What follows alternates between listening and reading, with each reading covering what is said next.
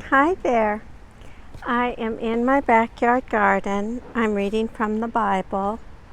Today I'm reading from the book of Genesis, chapter 42. In chapter 42 of Genesis, it talks about Joseph's brothers go to Egypt, and then it goes on to talk about Joseph's brothers return to Canaan. And actually, that's what it finishes up with, that they go back to Canaan. But before I get started, I want to talk just a moment about what you see in the video today. Today, I'm showing you the wispy fronds or wispy tops on one of the big grasses that we have growing against the fence in our backyard garden. I just think these are so pretty in the fall when they get all these seed heads and they just kind of wave in the wind, the wispy tops of the grasses. Okay, enough about the garden. Back to Bible reading. Today I'm reading from the book of Genesis, chapter 42. The reading begins. When Jacob learned that there was grain in Egypt, he said to his sons, "Why do you keep looking at one another? I have heard," he said, "that there's grain in Egypt. Go down and buy grain for us there, that we may live and not die." So 10 of Joseph's brothers went down to buy grain in Egypt. But Jacob did not send Joseph's brother Benjamin with his brothers, for he feared that harm might come to him. Thus the sons of Israel were among the other people who came to buy grain, for the famine had reached the land of Canaan. Now Joseph was governor over the land. It was he who sold to all the people of the land. And Joseph's brothers came and bowed themselves before him with their faces to the ground. When Joseph saw his brothers, he recognized them, but he treated them like strangers and spoke harshly to them. "Where do you come from?" he asked. They said, "From the land of Canaan, to buy food." Although Joseph had recognized his brothers, they did not recognize him. Joseph also remembered the dreams that he had dreamed about them. He said to them, "You are spies. You have come to see the nakedness of the land." They said to him, "No, my lord, your servants have come to buy food. We are all sons of one man. We are honest men.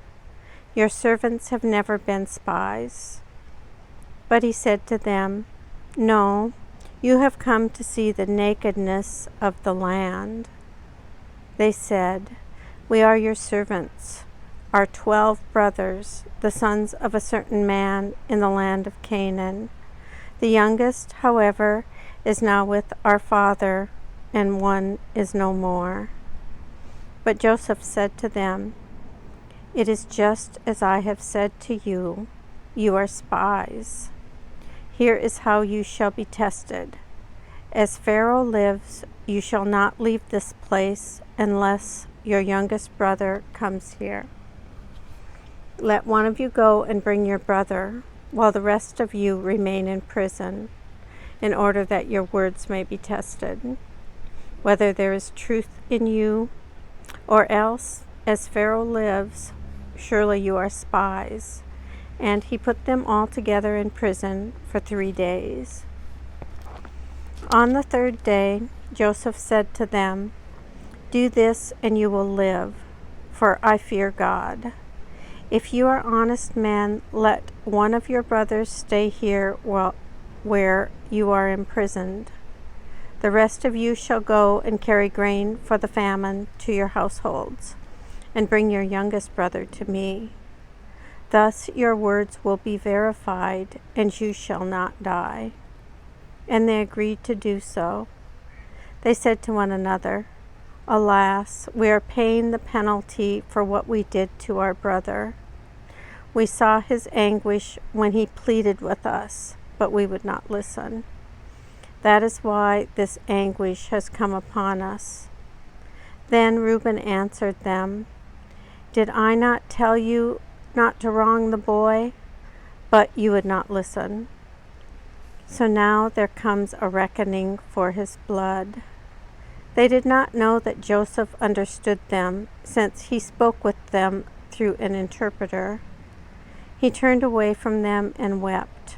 Then he returned and spoke to them, and he picked out Simeon and had him bound before their eyes. Joseph then gave orders to fill their bags with grain, to return every man's money to his sack, and to give them provisions for their journey. This was done for them. They loaded their donkeys with their grain and departed. When one of them opened his sack to give his donkey fodder at the lodging place, he saw his money at the top of the sack. He said to his brothers, "My money has been put back. Here it is in my sack." At this, they lost heart and turned trembling to one another, saying, "What is this that God has done to us?" When they came to their father Jacob in the land of Canaan, they told him all that had happened to them, saying, "The man, the Lord of the land, spoke harshly to us and charged us with spying on the land. But we said to him, 'We are honest men. We are not spies. We are 12 brothers, sons of our father. One is no more, and the youngest is now with our father in the land of Canaan.'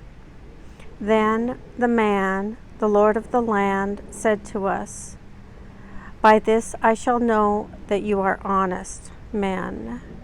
Leave one of your brothers with me. Take grain for the famine of your households and go your way. Bring your youngest brother to me, and I shall know that you are not spies, but honest men.